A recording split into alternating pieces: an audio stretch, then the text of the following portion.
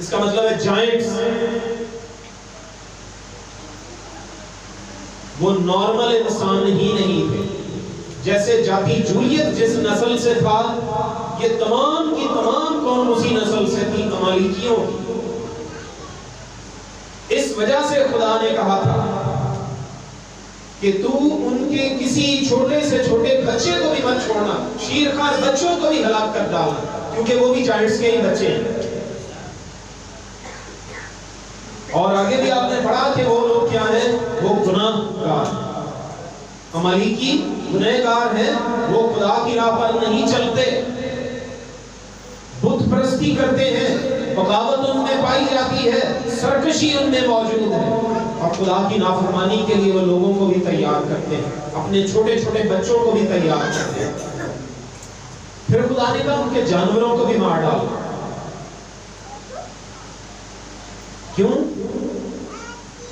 کیونکہ اس قوم میں سائنسدانوں نے کھدائیاں کی ہیں، پتہ چلایا ہے کہ اس قوم کے جانوروں میں بھی ایڈز کے جراثیم تھے.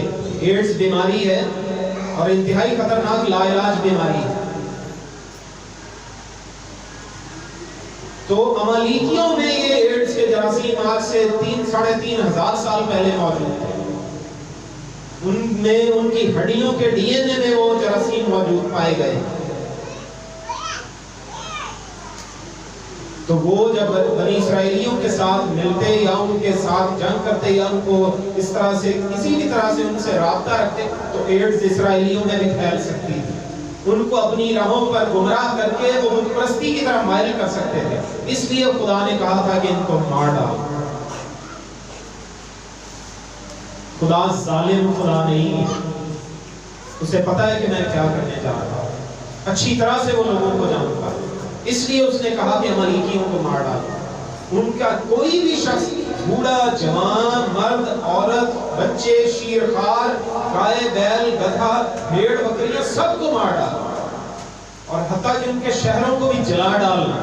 جلا اس لیے ڈالنا تاکہ ان کے ملک سے سارے کے سارے جراثیم بھی مر جائیں. اس لیے خدا نے کہا. لیکن ساؤل نے کیا کیا؟ اپنے ساتھ جو فوجی تھے جن کو لے کر گیا تھا، 2 لاکھ تو فوجی پیدل چلنے والے تھے اور 10,000 یہودا کے قبیلے کے جنگجو لوگ تھے. تو جو چیز انہیں اچھی لگی وہ اٹھا کے لے آئے گھر. تو اپنے گھر میں بیماریوں کا گڑھ لے کر آ رہے ہیں. خدا نے کہا تھا تم ہر چیز کو پاک اور صاف رکھو، پاک بنو جیسا کہ میں پاک ہوں. تو یہ نافرمانی اس کے دل میں آ گئی. اس نے کہا میں بادشاہ ہوں نا، سارے لوگ میری بات مانتے ہیں، کوئی مسئلہ نہیں. تو تب اس نے بادشاہ اجاج کو بچا لیا. تو پتہ ہے اس کے کیا نقصانات ہوئے تھے اجاج کو بچانے کے؟ آستر ملکہ کی بک آپ نے پڑھی ہے نا، آستر کی کتاب آپ کی بائبل میں موجود ہے، پتہ ہے آپ کو؟ تو وہ ان کے 500-600 سال کے بعد تھی آستر ملکہ. ساؤل بادشاہ کے 500-600 سال کے بعد ہے وہ آستر ملکہ. تو اجاج بادشاہ کا اور آستر کا کنیکشن میں آپ کو بتاتا ہوں کیا. آستر ملکہ کے زمانے میں اس وقت جو فارس کی حکومت کا وزیر اعظم تھا اس کا نام حامان تھا. حامان. اور حامان کا نام پورا یہ تھا حامان اجاجی. وہ اجاج بادشاہ کی نسل میں سے تھا. حامان اجاجی، اجاج اسی امالیکیوں کے بادشاہ جس کو اس نے چھوڑا تھا، اس کے خاندان کے لوگ بھی کچھ بھاگ گئے تھے، ان کو بھی اس نے چھوڑ دیا. تو بھاگ کر ادھر انہوں نے آ کر ایران میں پناہ لے لی اور اپنی نسل یہاں پہ ان کی بڑھتی رہی. تو 500 سال کے بعد ان کا بیٹا یا پوتا یا جو بھی آگے تھا وہ حامان، وہ اجاجی، وہ وزیر اعظم بنا تھا بادشاہ کے لیے. اور اس نے حکم نامہ جاری کروایا تھا کہ جتنے بھی یہودی پوری فارس کی حکومت میں بستے ہیں ان سب کو قتل کر دیا جائے. تو جو دشمنی حجاج بادشاہ کے زمانے میں اس کے دل میں بیٹھی ہوئی تھی، اس نے اپنے باپ داداؤں سے سنا تھا، وہ کیا ہے اس نے نکالنے کی کوشش کی، اور وہ تو خدا نے مردکئی اور آستر ملکہ کو استعمال کرتے ہوئے ان کی دعاؤں اور روزے کے نتیجے میں خدا نے اس قوم کو بچا لیا تھا، ورنہ پوری کی پوری اسرائیلی قوم ایک ہی دن میں تلوار سے قتل کر دی جاتی۔ تو جیسے انہوں نے عملیکیوں کو قتل کیا تھا، ویسے ان کی قوم بھی قتل ہو جاتی۔ تو یہ نقصان بھی انہیں اٹھانا پڑا۔ اس وجہ سے بھی خدا نے کہا ہے، خدا پہلے سے جانتا ہے کہ آگے کو کیا ہوگا، اس لیے خدا نے کہا تھا ان کے ساروں کو مار ڈالنا، اور یہ بندہ بچا کے لے آئے۔ بھیڑ بکریاں بھی لے آئے، اور پھر بعد میں جب سموئیل نبی نے پوچھا کہ یہ بھیڑوں کی آوازیں کہاں سے آ رہی ہیں، جانوروں کی آوازیں کیوں آ رہی، کہہ رہا جی وہ فوجی جن کو جو پسند آیا وہ لے آئے، بادشاہ تم ہو یا فوجی، جو ان کے دل میں آیا تم نے ان سے ڈرتے ہوئے مان لی ان کی بات۔ کسی نے بادشاہ کو کڑی لگائی ہوتی، میں سپاہ سالار فوج میرے ساتھ ہے، آپ کیا کر لو گے، یہ چیز یہ بیل گائے، یہ مجھے سونا اور یہ چیزیں پسند آ رہی ہیں، میں تو لے کے جاؤں گا۔ تو بادشاہ صاحب چلو ٹھیک ہے جی کوئی بات نہیں۔ وجہ وہی ہے، جب اسے مسا ہونے کے لیے بلایا گیا تو یہ چھپ گیا، اس کے دل میں ڈر ہے، اور پھر اس نے بادشاہ بن کر یہ سوچنا شروع کر دیا کوئی بات نہیں، خدا کی باتیں ساری میں نے مان لی ہیں، ٹھیک ہے، میں نے باقی ساری قوم کو تو مار ڈالا، صرف بادشاہ کو ہی تو بچایا، ایک ہی بندہ تو بچایا، تو خدا کچھ نہیں کرے گا۔ اس کا مطلب پتہ ہے کیا ہے؟ جو بات ابھی کہی گئی کہ فرمانبرداری قربانی سے اور بات ماننا مینڈوں کی چربی سے بہتر ہے، اور سرکشی یہ بتوں اور مورتوں کی پورت کی پرستش کی مانند ہے۔ یعنی 10 حکموں سے ہم واقف ہیں نا سب۔ پہلا حکم کیا ہے؟ پہلا حکم کیا ہے؟ ٹھیک ہے صحیح، پہلا حکم اصل میں ہے تو خداوند اپنے خدا سے پورے دل سے پیار کرتا ہے، ٹھیک ہے، اور پھر ساتھ دوسرا کیا ہے، تو بتوں کو سجدہ نہ کرنا، صحیح، تو بتوں کو سجدہ نہ کرنا، یعنی خدا کو ہی اپنا خدا ماننا۔ تو جب یہ اس نے اس طرح کی حرکت کی کہ اس نے بادشاہ کو چھوڑ دیا اور دل میں سوچا کہ کوئی بات نہیں، باقی سب کو تو میں نے مار دیا ہے تو خدا کچھ نہیں کہے گا، تو اس کا مطلب یہ ہے کہ میرا خدا عادل منصف خدا نہیں، میرا خدا عادل منصف خدا نہیں ہے، اور جو کچھ اس نے کہا ہے وہ اس سے پھر جائے گا۔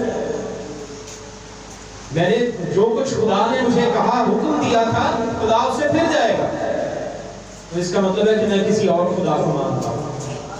جس خدا نے 10 حکم دیے ہیں، جس خدا نے مجھے آرڈر کیا ہے کہ جاؤ ملیکیوں کو مارو، میں اس خدا کو نہیں مانتا، تو اس کا مطلب یہ ہوا کہ میں نے پہلے اور دوسرے حکم کی نافرمانی کر دی، میں نے خدا سے پیار بھی نہیں کیا، اور اس کی جگہ کسی اور طرح کے خدا کے بارے میں تصور بنا لیا ہے کہ خدا عادل منصف نہیں گا۔ تو کیا یہ خدا کی نظر میں مقبول ٹھہرے گا، خدا کی بات ماننے والا ٹھہرے گا؟ ہرگز نہیں۔ اور ایسا ہی ہوا۔ بعد کا واقعہ آپ گھر جا کے پڑھیے گا، ظاہر ہے پوری سٹوری پڑھنے کا ٹائم نہیں ہے ہمارے پاس، تو بعد میں اسی وقت سموئیل نے اس سے کہا کہ بادشاہ کے لیے اب تو اس قابل نہیں رہا کہ اب تو بادشاہ رہے، خدا نے کسی اور کو بادشاہ ہونے کے لیے چن لیا ہے جو اس کے دل کے موافق ہے۔ اور پھر اس کے بعد اس کا زوال شروع ہو گیا، اسی ساؤل بادشاہ کا زوال شروع ہو گیا، خدا کا روح اس سے جدا ہو گیا، خدا کا روح اس سے جدا ہو گیا، اور ایک بری روح، ایک بد روح اسے روز ستانے لگی۔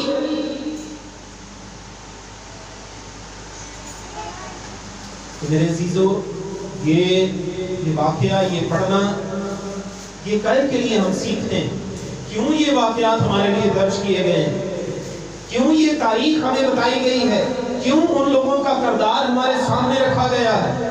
اس لیے کہ ہم اپنی زندگی میں دیکھیں، ہماری تربیت ہو سکے، ہم جان سکیں کہ ہم کس مقام پر کھڑے ہیں، ہم خدا کی کون سی بات نہیں مان رہے۔ حکم ماننا قربانی چڑھانے سے بہتر ہے، ہم نے کون سی بات میں خدا کا حکم نہیں مانا۔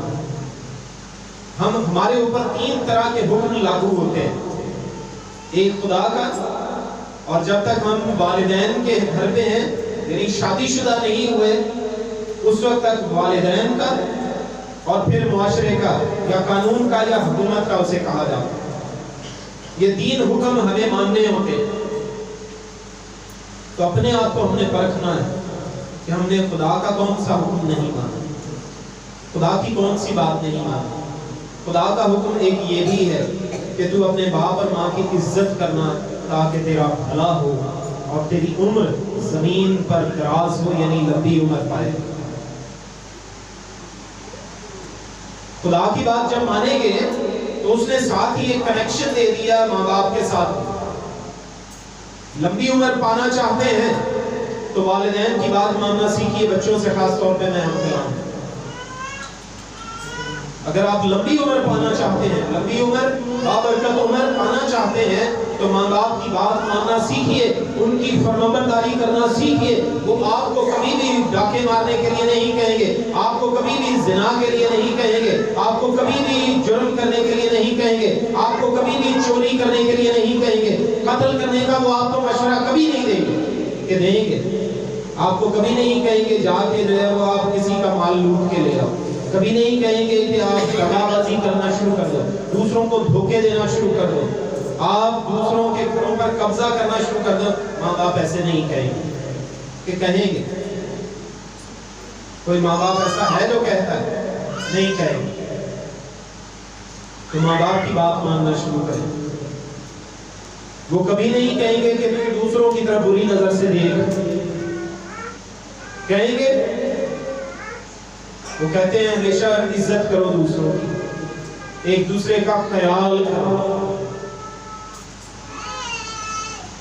تو ماں باپ کی عزت کرنا تاکہ تیرا بھلا ہو اور تیری عمر زمین پر دراز ہو۔ بھلائی چاہتے ہیں، اگر آپ کا بھلا ہو، آپ کامیاب ہو، ترقی یافتہ ہو، آپ دنیا میں معاشرے میں عزت دار ہو، تو ماں باپ کی عزت کرنا شروع کریں، کیونکہ خدا کا حکم ہے۔ جب آپ ماں باپ کی عزت کر رہے ہوں گے تو آپ نہ صرف ماں باپ کا حکم مان رہے ہیں بلکہ خدا کی فرمانبرداری کر رہے ہیں، جس کی فرمانبرداری ساؤل بادشاہ نے نہیں کی۔ اور بغاوت جادوگری ہے۔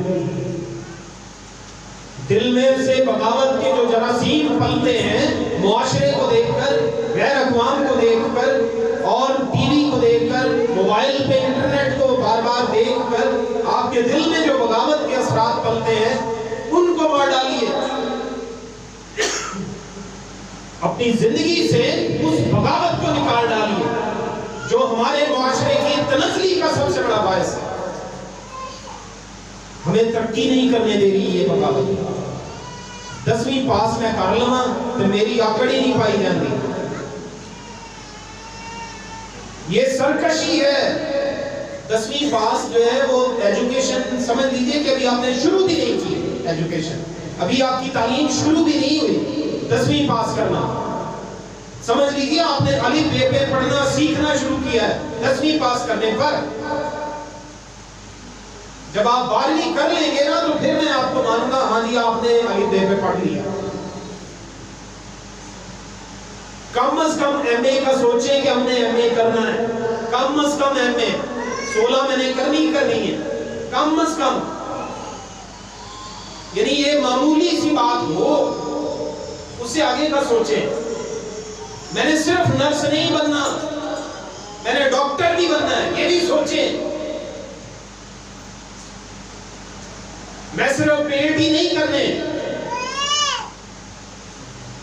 میں گھر بناؤں ہے، میں انجینئر بننا ہے تاکہ پیٹ کرنے والے میرے تھلے مزدور میرے متحد ہوں، یہ سوچئے۔ ماں باپ کی فرمانبرداری کریں گے تو ایسی سوچیں بھی آئیں گی۔